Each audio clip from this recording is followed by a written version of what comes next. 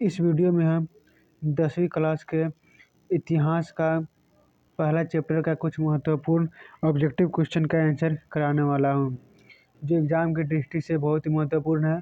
2025 के board exam में पूछे जाने की बहुत ही संभावना रहेगी। ऐसे ही कुछ प्रश्नों को लेकर हम लगभग 5 भागों में पहला चैप्टर का संपूर्ण ऑब्जेक्टिव करा देंगे, जिससे आपको नोट्स बनाने की आवश्यकता भी नहीं पड़ेगी। आप इसी वीडियो से क्लास 10वीं के इतिहास चैप्टर 1 का सभी ऑब्जेक्टिव कंप्लीट कर पाएंगे। चलिए शुरू करते हैं। पहला क्वेश्चन है, यहाँ पर पहला क्वेश्चन दिया हुआ है, इटली एकीकरण का मसीहा किसे कहा जाता है? तो इटली एकीकरण का मसीहा आपको मेजेनी को कहा जाता है। इसका ऑप्शन ए सही हो जाएगा, यानी मेजेनी हो जाएगा। और वही जब अगर पूछा जाता है इटली एकीकरण का प्रमुख नायक कौन है, अगर आपसे नायक पूछा जाता है कि प्रमुख नायक कौन है, इसे मेजेनी हो जाता है, काउंट काउर हो जाता है, गैरिबाल्डी हो जाता है और सभी, अर्थात इसमें सभी हो जाता है। दूसरा क्वेश्चन है, इटली एकीकरण कब पूरा हुआ? तो इटली एकीकरण 1871 ईस्वी में पूरा हुआ था। आपसे जर्मनी एकीकरण में अगर पूछा जाए, जर्मनी एकीकरण कब हुआ था, तो वो भी 1871 में पूरा हुआ था। और किस संधि के तहत हुआ था ये पूछा जाए तो है फ्रैंकफर्ट की संधि। फ्रैंकफर्ट की संधि के तहत जर्मनी और इटली का एकीकरण पूर्ण हुआ था। अगला क्वेश्चन है 3 नंबर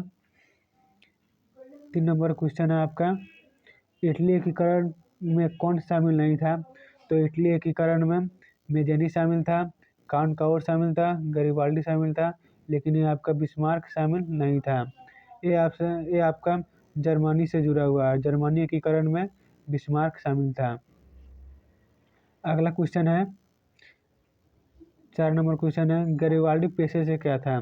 तो गैरिबाल्डी पेशे से न तो गायक था, न चालक था, और न इनमें से कोई नहीं बल्कि एक नाविक था।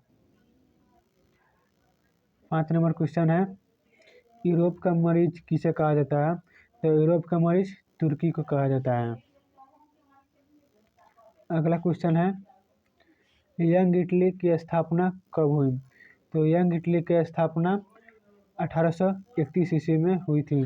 और इसके संस्थापक कौन थे? तो इसके संस्थापक मेजेनी थे। मेजेनी ने ही इसकी स्थापना की थी इटली एकीकरण के लिए। अगला क्वेश्चन है 7 नंबर, यंग यूरोप की स्थापना कब हुई? तो यंग यूरोप की स्थापना 1834 ईस्वी में हुई, यानी 3 साल बाद, यंग इटली के 3 साल बाद यंग यूरोप की स्थापना हुई। इसका भी संस्थापक मेजेनी ही है। मेजेनी ने भी इसी का स्थापना किया था, यानी यंग यूरोप और यंग इटली का संस्थापक पूछा जाए तो मेजेनी सही उत्तर होगा इसका। 8 नंबर क्वेश्चन है, वीना सम्मेलन की अध्यक्षता किसने की? तो वीना सम्मेलन की अध्यक्षता मेटरनिख ने किया था। आपको पता है यह कट्टर प्रतिक्रियावादी चांसलर था।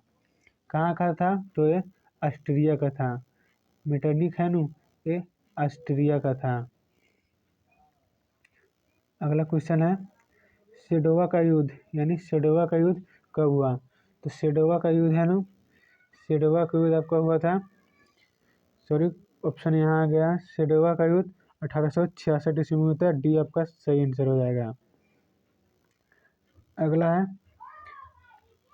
सेडोन का युद्ध कब हुआ? तो सेडोन का युद्ध 1870 ईस्वी में हुआ था। और किनके बीच हुआ था? अगर आपसे पूछा जाए कि सेडोन का युद्ध किनके बीच हुआ था, तो हुआ था परासा और फ्रांस के बीच हुआ था। सेडोन का युद्ध परासा और फ्रांस के बीच हुआ था। अगर आपसे सेडोवा का युद्ध पूछा जाए कि सेडोवा का युद्ध किनके बीच हुआ था, तो सेडोवा का युद्ध है नु, ते पर्सा और ऑस्ट्रिया के बीच हुआ था। ऑस्ट्रिया, यानी ऑस्ट्रिया के बीच हुआ था। और इसमें किसकी पराजय हुई थी? तो इसमें ऑस्ट्रिया की पराजय हुई थी और परासा विजय हुआ था। इस वीडियो में इतना ही है। ऐसे ही 5-7 वीडियो में हम 10वीं क्लास का हिस्ट्री चैप्टर का पहला अध्याय पूरा कर देंगे। सभी ऑब्जेक्टिव क्वेश्चन आपको बता देंगे। आपको नोट्स बनाने का ज़रूरी नहीं पड़ेगा, सिर्फ इस वीडियो को देखकर ही आप सब कुछ समझ लेंगे, सब कुछ याद कर लेंगे और बोर्ड एग्ज़ाम 2025 में अच्छे से अच्छे मार्क्स प्राप्त कर लेंगे।